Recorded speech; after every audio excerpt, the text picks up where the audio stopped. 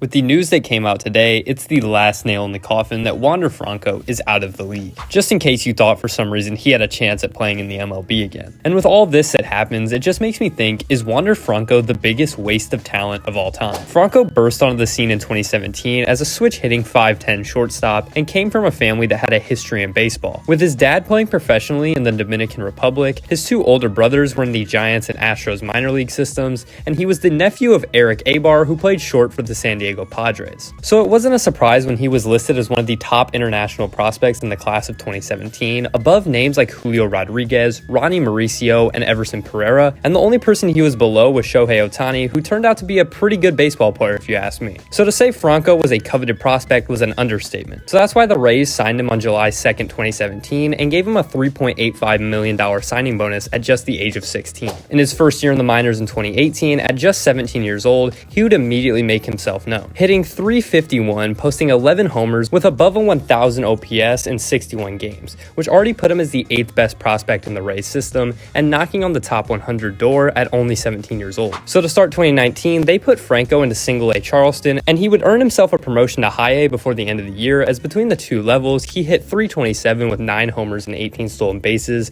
in 114 games, which got him a spot in the Futures game. And at the end of the year, he got his breakthrough to MLB Pipeline's top 100, putting him all the way up at 13th, above people like Yordan Alvarez, Luis Robert Jr., and Pete Alonso, and a ton of other all-star players and really good MLB players. Now, every minor leaguer got fucked by the pandemic with no minor league season, but in the 2020 MLB Pipeline update, he was given the top prospect spot going into 2021, and he immediately made them look really good with that ranking, as in 40 games at AAA, he had a .955 OPS with 7 homers, and for someone who had just taken a year off of baseball and hadn't taken one at bat in AA, to just completely fuck up AAA pitchers was insane. And that's why the Rays had no choice but to call him up. So on June 20th, 2021, he was called to play in the Rays vs Red Sox series. And in his first game, he had a 3-run homer for his first MLB hit, and he did this as the second youngest player to ever debut for the Tampa Bay Rays at 20 years old. And Franco didn't slow down in his rookie year, and he even recorded a 43-game streak of reaching base safely. And in his first 70 games, he had a 127 OPS plus and hit 7 homers with a 3.4 B-WAR, and was now seen as the future of the Tampa Bay Rays. So on November 30th, 2021, they inked him to an 11-year, $182 million deal,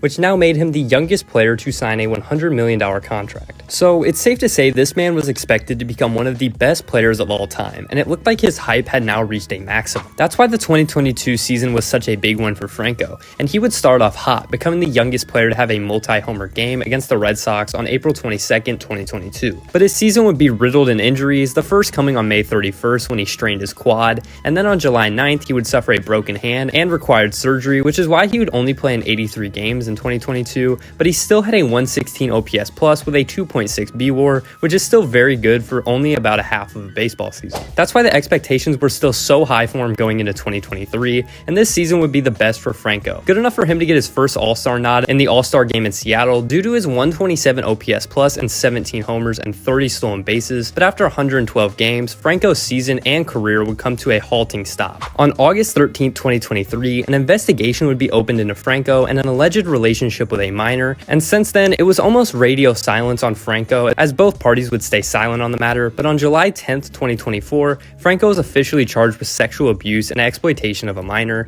and if he is found guilty of these charges when his trial happens this August, it will officially be the end of his baseball career if it isn't already over. And after all this saga, it's hard to think Franco isn't the biggest disappointment in the sport of baseball ever. After only getting to play 265 games in the major leagues, and at only the age of 23, his career was barely started, and just because of some really fucking stupid decisions by him, we will never get to know the potential that Wander Franco had. If you enjoyed today's video, please make sure to like and subscribe, and I'll see you guys in the next one. Peace out.